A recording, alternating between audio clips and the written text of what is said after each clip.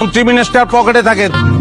আজকে না একটা লোকের সাথে দেখা হয়েছিল, দেখে মনে হলো খুব ক্ষমতাশালী। আমাদের প্রবলেমটা ওনাকে দিয়ে খুব সহজেই সলভ করা সম্ভব। বহুত দেখছি আপনার পাওয়ার দেখতে দেখতে অস্থির হয়ে গেছি। আমার 1 মাস হয়ে গেল, আমার চাকরিটা এখনো হইলো না। আমি জমি বিচ্ছা টাকা দিছি, আমি তো সুদের উপর টাকা এনে দিচ্ছি। আজকে 6 মাস হয়ে গেছে, চাকরির খবর নাই। আমার টাকাটা ফেরত দিই। তোমাদের এই টাকা আমি খেয়ে ফেলাইছি। হ্যাঁ ফেলেছেন তো। ভাই চপ, তোমরা কার সামনে দাঁড়ায় কথা বলতেছো জানো? একদম হিসেব করে কথা বলবা। চপ, একটা কথা এখানে হবে না। আমি সায়েম চৌধুরী 10-20 লাখ টাকা খুদ খেয়া পেট নষ্ট করবো আমি।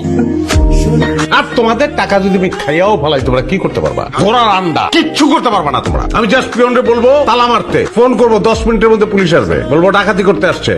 কেউ ছাড়াইতে পারবে না, সেই ক্ষমতাটা আমার আছে। কেউ পারবে না, কেউ না।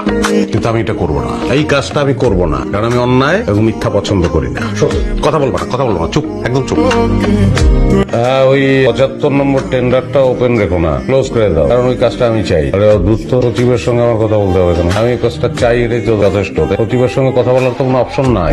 সরি, আপনাকে বসিয়ে রেখে একটু কথা বলতে হলো। তো ধন্যবাদ জানানোর জন্য এসেছেন নিশ্চয়ই। ধন্যবাদ জানানোর কিন্তু কিছু নাই। আমার জায়গায় যে কোনো সচেতন পুরুষ থাকলেই একই কাজ করতো, যদিও সচেতন মানুষের অভাব এখন। ট্রুডোর সাথেও আপনার দেখা হয়েছে? কারণ সে একজন মানুষ, মানুষের সাথে মানুষের দেখা হবে, এটা তো স্বাভাবিক।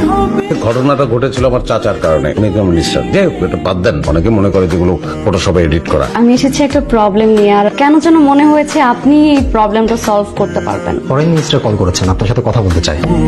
পরে আমি ওনার সঙ্গে পরে কথা বলবো। আসলে প্রবলেম সলভ করাটাই একটা প্রবলেম, কিন্তু আপনার প্রবলেমটা আমি সলভ করবো। কি প্রবলেম আপনার বলেন আমাকে। আমার বাবার মোহাম্মদপুরে একটা বাড়ি আছে। সেটা দখল হয়ে গেছে, তাই তো? হ্যাঁ, কিন্তু যারা বাড়িটা দখল করেছে মানে কোনোভাবেই ছাড়াতে পারছি না। আমার কেন যেন মনে হয়েছে আপনি চাইলে সম্ভব।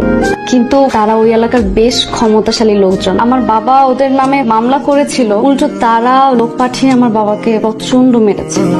আপনি ওই লোকটা বাড়ির ঠিকানা শুধু আমাকে পাঠান, আমি জাস্ট একটা ফোন করবো। আমি কথা দিচ্ছি আপনাকে উইদিন 10 মিনিট প্রশাসন ব্যবস্থা নেবে। আপনি যদি ফোনটা করেন খুব উপকার হতো। না, ফোন তো আমি অবশ্যই করবো, কিন্তু সেক্ষেত্রে আপনাদের বাড়ির কাগজপত্র আমাকে দেখাতে হবে। এবং কিছু মনে করবেন না, আমি আসলে কোনো অ্যাকশনে নামলে এটা সলিডিটি আগে দেখে নেই।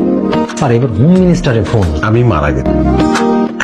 আপনি মারা গেছেন বললে তো সবাই এখন হোম রেখে অফিসে চলে আসবে। যা খুশি তা বলো, ম্যানেজ করো। অদ্ভুত কথা বলবো না। বলছিলাম আমি আপনাকে কাগজপত্রগুলো দেখাবো কালকে। কাল আপনাদের বাসায় আমি যাবো, আপনি ঠিকানাটা পাঠাবেন আমাকে। আমি আপনাকে টেক্সট করে দিচ্ছি। গুড। আজকে তাহলে আমি বলছিলাম আজকে তাহলে আমি উঠি। না, হ্যাঁ, তো হবেই। আপনাকে প্রথমবার আসলেন আমার অফিসে, চা কফি কিছু তো হবে। আমি টিউশনই করি, আমার টাইম হয়ে গেছে, টাইমলি যেতে হবে, সো আজকে আমি উঠি।